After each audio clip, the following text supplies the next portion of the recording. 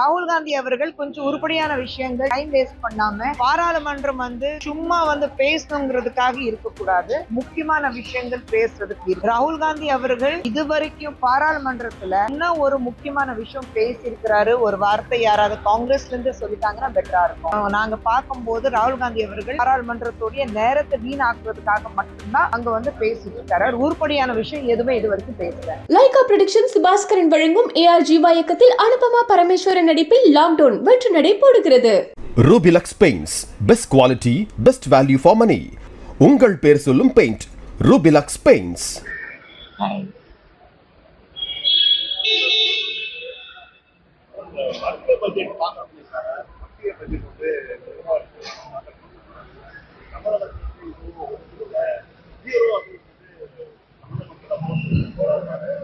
இது யார் சொல்லிட்டு இருக்காங்க? ஜீரோனா யார் சொல்லிட்டு இருக்காங்க? ஜீரோனா யார் சொல்லிட்டு இருக்காங்க சொல்லுங்க. ஆளுங்கட்சி தானே, அப்போ திமுக தானே. இப்ப பேர் சொல்லுங்க. திமுக ஜீரோ சொல்லித்தானே ஆகணும். இது வரைக்கும் ஜீரோ தமிழகத்துக்கு அவங்க கொடுத்தது ஜீரோனா அவங்க ஃபுல்லா படிச்சு பார்க்கணும். ஏன்னா இந்த பட்ஜெட்ல மேக்சிமம் உங்களுக்கு தமிழகத்துக்கு தான் கொடுத்துருக்காங்க. இதுவே மக்கள் கிட்ட கொண்டு போய் உங்களுக்கு இது வரைக்கும் எதுவுமே தரல. இப்போ சமீபத்தில் தாக்கல் செய்த பட்ஜெட்லயும் உங்களுக்கு எதுவுமே வரல. திமுக சொன்னாங்கன்னா எந்த அளவுக்கு திமுக மக்களை மாத்துறதுக்கு தயாராக இருக்கிறாங்க இதுல இருந்து நல்லாவே தெரியுது. மக்கள் படிச்சவங்க, தினமும் பேப்பர்ல வருது, நியூஸ்ல இருக்கு. நாங்க ஒன்று சொல்றதுக்கு இல்லை. நியூஸ் பேப்பர் பாருங்க, கம்ப்ளீட்டா பட்ஜெட் பாருங்க. ஒட்டுமொத்தத்துல இந்தியாவிலே இருக்கிறது, நாட்டில் இருக்கிறது எல்லா மாநிலத்திலையும் கம்பேர் பண்ணும்போது தமிழகத்துக்கு இன்ஃப்ராஸ்ட்ரக்சர் மூலமா எவ்வளவு கொடுக்கப்பட்டிருக்கு ஒரு தடவை பாருங்க.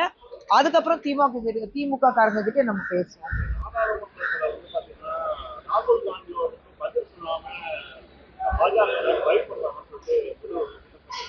யார் வச்சிருக்காங்க? இல்லையே, அதுதான் அவங்க குற்றச்சாட்டு வச்சாங்கன்னா ராகுல் காந்தி அவர்கள் கொஞ்சம் உருப்படியான விஷயங்கள் டைம் வேஸ்ட் பண்ணாம பாராளுமன்றம் சும்மா பேசணுங்கிறதுக்காக இருக்கக்கூடாது. முக்கியமான விஷயங்கள் பேசுறதுக்கு இருக்கணும். ராகுல் காந்தி அவர்கள் இதுவரைக்கும் பாராளுமன்றத்துல என்ன ஒரு முக்கியமான விஷயம் பேசியிருக்கிறாரு. ஒரு வார்த்தை யாராவது காங்கிரஸ்ல இருந்து சொல்லிட்டாங்கன்னா பெட்டரா இருக்கும். நாங்க பார்க்கும்போது ராகுல் காந்தி அவர்கள் பாராளுமன்றத்துடைய நேரத்தை வீணாக்குறதுக்காக மட்டும்தான் அங்க பேசிட்டு இருக்காரு. உருப்படியான விஷயம் எதுவுமே இது வரைக்கும் பேசல.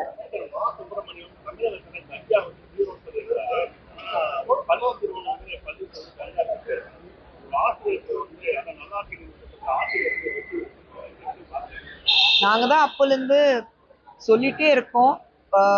தமிழகத்துல இன்னைக்கு போதைப் பொருட்கள் எந்த அளவுக்கு குழந்தைங்களுக்கு ஈஸியா கிடைக்குதுன்னா அது டெய்லி நியூஸ் பேப்பர் பார்க்கும்போது நமக்கு தெரிய வருது.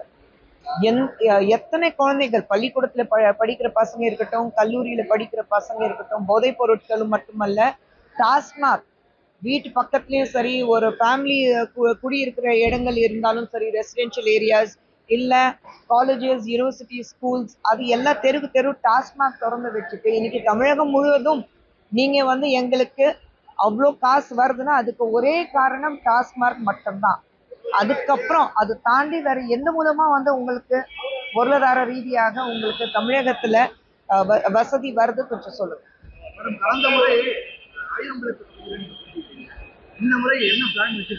எந்த பிளானும் வைக்கல. வைஸ் பிரசிடென்ட்ங்கிறது முறையில கட்சி சார்பாக என்ன வேலை கொடுக்குறாங்களோ அது மட்டும்தான் ஒழுங்கா செஞ்ச போதும். இந்த தேர்தலில் நம்மளுடைய தேசிய ஜனநாயக கூட்டணி அடியில எல்லாரும் வேலை செய்யறோம். ஸோ நான் இந்த இடத்துல போட்டியிட போறேன், நான் அந்த இடத்துல நிற்க போறேன், அது முக்கியம் கிடையாது. என்டிஏ ஜெயிக்கணும், தேசிய ஜனநாயக கூட்டணி ஜெயிக்கணும். அதுக்கு என்ன பாடுபடணும், என்ன கஷ்டப்படணும், அது மட்டும்தான் செய்யணும்.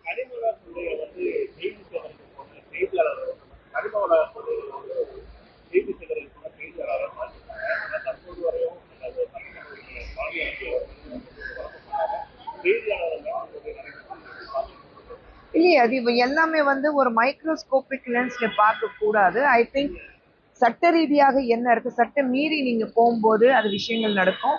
ஆனா இந்த வகையில நான் ஃபுல்லா இன்னும் டீட்டெயில்ஸ் வாங்கினதுக்கு அப்புறம் தான் என்னால பேசுறேன்.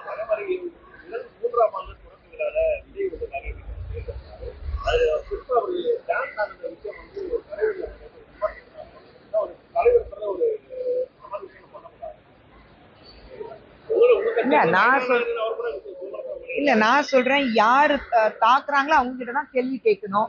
யார் நயனார் சார் கேட்கணும். ஒரு நாகரிகம்னு ஒண்ணு இருக்கு, மேடை நாகரிகம்னு ஒண்ணு இருக்கு.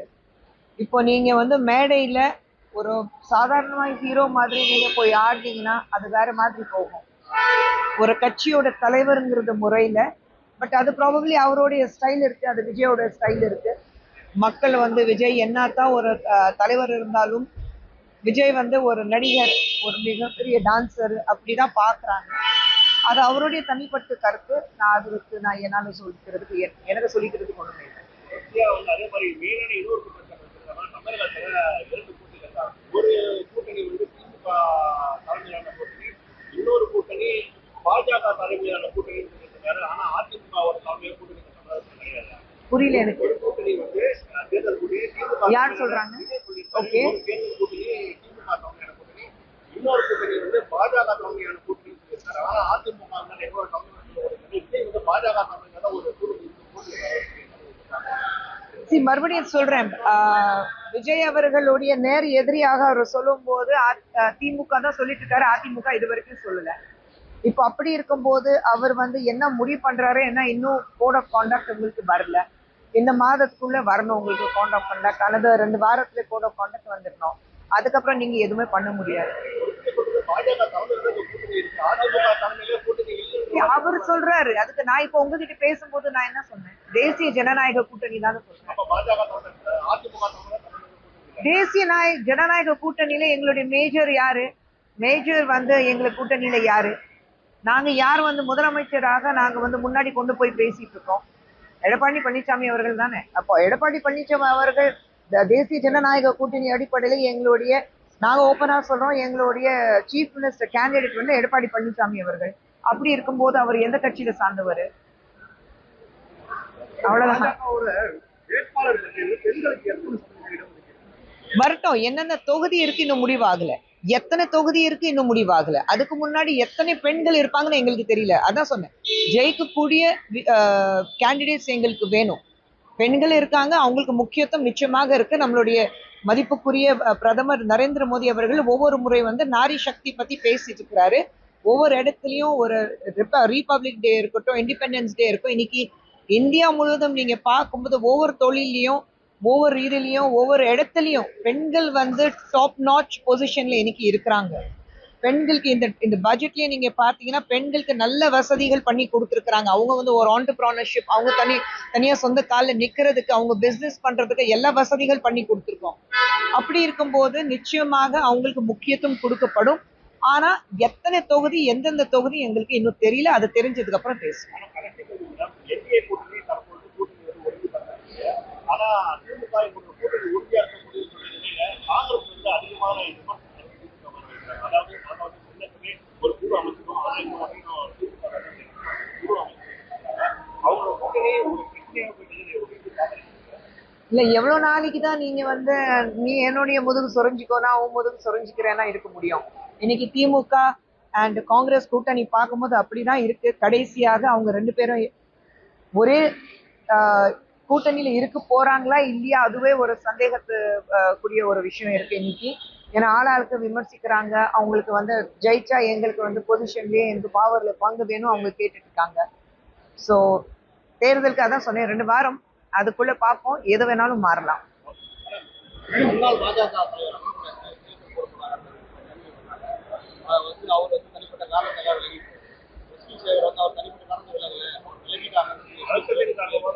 எஸ்.வி. சேகர் சருக்கு என்னால பதில் கொடுக்க முடியாது.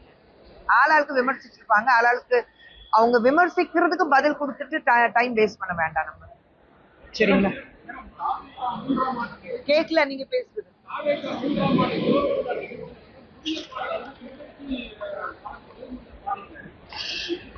யாரு?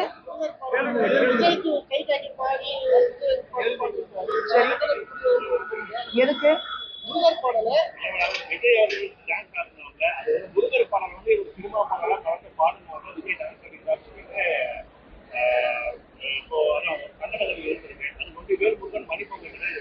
இல்ல நான் கேக்குறேன், விஜய் பார்த்துட்டு முருகனை பாட்டு பாடினதுக்கு கண்டனம் தெரிய வச்சாங்களா, இல்ல அந்த இடத்துல விஜய் இருக்கிறதுனால முருகன் பாட்டு பாடினாங்க, அதுக்கு விமர்சனத்தை தெரிய வச்சிருக்காங்கன்னா அது தெரியணும் ஃபர்ஸ்ட்.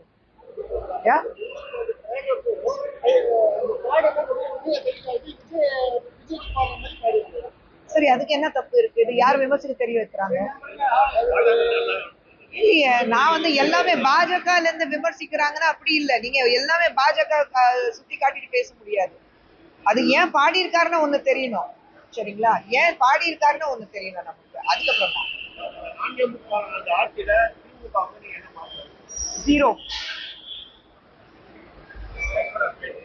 லைகா ப்ரொடக்ஷன்ஸ் பாஸ்கரன் வழங்கும் ARGY இயக்கத்தில் அனுபமா பரமேஸ்வரன் நடிப்பில் லாக்டவுன் வெற்றி நடை போடுகிறது. Rubilux paints, best quality, best value for money.